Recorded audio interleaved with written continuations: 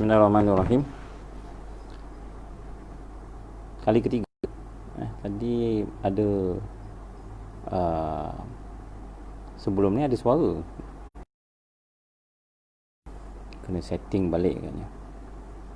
Baik, harapnya ada suara. Kalau boleh komen kalau tak dengar, tolong tulis kat situ tak dengar. Jadi saya akan stop.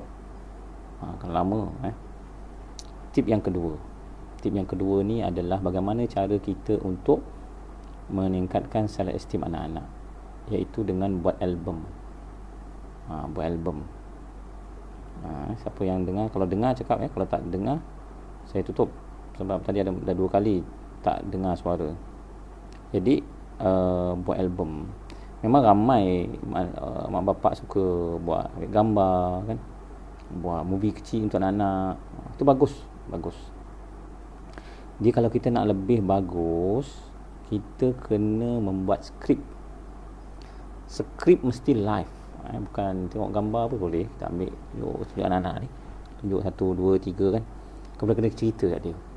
Cakap dengan dia, ni ketika nak pergi camping, katakan. Gambar air camping. Cakap dengan dia camping, tunjukkan gambar dia, angkat beg lah apa. Kita memberitahu betapa susahnya dia, betapa kelam kabutnya dia, dan dia naik berpisah kan. Wujudkan suasana perasaan. Tapi haruslah ditutup, finishingnya ialah inilah yang membanggakan mak, inilah yang membanggakan ayah, inilah dia.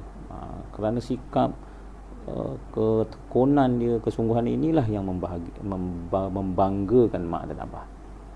Nanti self esteem dia akan meningkat tinggi. Dia bertambah yakin, dia bertambah percaya terhadap diri dia sendiri. Ini perkara yang perlu diambil perhatian. Perlu diambil perhatian dalam konteks kita nak, kalau boleh anak-anak ini dia mempunyai self esteem yang tinggi. Tadi gambar macam-macam lah. Mungkin masa kita melancong, balik kampung, dia kahwin, raya, ada masa duduk sebelah dia, main-main gambar tu, tengok ni. Bukan ketawakan. Atau kita ambil gambar ketika nak masuk tahun 1, tahun tadika kan, dia kadang-kadang ada anak-anak yang nangis kan. Ambil gambar kan, bukan orang lain atau diri dia sendiri. Lepas tu gambar kedua, ketiga, yang mana mesti happy ending. Nangis tu ada 1, 2, 3 gambar, tengok ini mula-mula. Tapi lepas 3 hari abah bangga betul lah. Jadi dia lihat perkembangan dia, menyentuh emosi dia. Dan ini akan meningkatkan keyakinan diri anak-anak ni.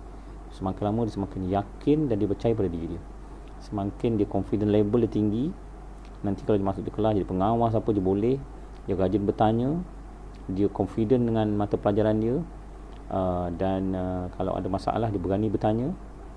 Kerana apa? Kerana kita yang menggalakkan anak-anak ni di peringkat awal untuk meyakinkan dia melalui album saja. Kita buat album kan, baguslah ada album kat rumah ramai-ramai, tapi kita album tu kita akan kita kena cerita, susun gambar, bercerita dengan dia tentang album. InsyaAllah ta'ala nanti self esteem dia. Ini yang kedua. Bukan apa sebab ini perkara kita nak wujudkan momen indah ni, kita kena ada dia minda bawah sedar dia masuk momen indah. Sebab ini berguna bila kita masukkan kisah-kisah baik kita yang akan membawa kepada kebahagiaan. Kita ambil perasaan kita gembira, bahagia dengan album tu, supaya ada wujudnya suasana memori yang indah. Baik, bila masa dia berguna nanti? Ketika dia berumur 17, 18, 19, mungkin dia dah mula ada kekasih ke, ataupun dia terpengaruh dengan kawan-kawan, mungkin dia terlebih main game. Masa inilah mungkin dia, masa tu dia dah mula direnggang dengan kita sebab bapak, sebab dah ada benda yang lebih hebat lagi pada perasaan dia. Tapi harus ingat, di minda bawah sedar ada momen-momen yang indah masa dia tingkatan 1, J6, J5 yang kita telah masukkan di bawah sedar dia. Ketika inilah kalau kita jauh kan, kalau kita ingat indah-indah ni, benda yang menenangkan. Kalau kita nak doakan anak kita pergi jauh atau dia susah nak call kita, Allah Ta'ala jadi bercinta dengan orang lain ke kan, yang kita tak berapa gembira, kita ingatkan suasana tu yang membahagiakan kita bersama dia. Kita senyum pada diri kita, kita bayangkan anak kita, kita maafkan dia, kita kata pada dia, kamu lebih memerlukan abah dengan mak berbanding dengan game tersebut, ataupun cakaplah kamu hanya perlu ibu dan ayah saja. Dalam konteks kita nak supaya dia ikat, nanti telepati tu masuk dalam minda bawah sedar dia, dan akhirnya dia berlaku perubahan dalam diri dia. Ini di antara perkara-perkara yang kita kena ambil perhatian, bekerjasama. Bukan apa tuan-tuan, kata orang, jangan menangis, dia menangis sekarang, jangan menangis kemudian. Anak-anak ni begitulah, cabaran. Dan kita berharap bahawa selepas ini, kalau ada cabaran lagi dengan kita, album-album yang kita buat tu, kita bercerita kat dia atau ulang balik ke, masa umur dia sekarang mungkin dah 19, 18, kita buka balik video-video masa dia darjah 1, 2, 3, kita jadikan video kan, yang berbual, kau tahu anak beranak ke, kat ruang tamu ke, pergi jalan-jalan, supaya dengar, nak wujudkan suasana gembira. Momen tu akan datang balik. Berdatang, dia akan jadi sistem nilai yang baru kan, pandangan hidup yang baru.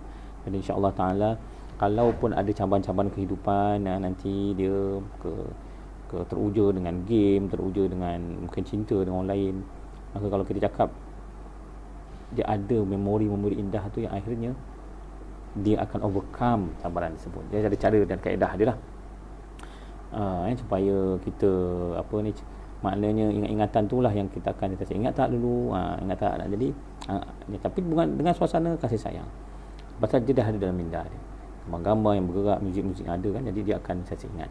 Dan ini insya-Allah taala dia akan membawa kita lebih ke hadapan. Mungkin tuan-tuan ada kawan-kawan yang menghadapi cabaran yang sama, anak tak dengar, kata kurung kat bilik dengan game aja. Mungkin kongsikan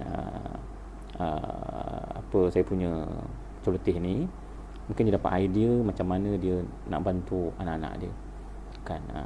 Kadang-kadang kita buat movie kecil, kalau dia jauh kan, WhatsApp kat dia, nanti baca, tengok.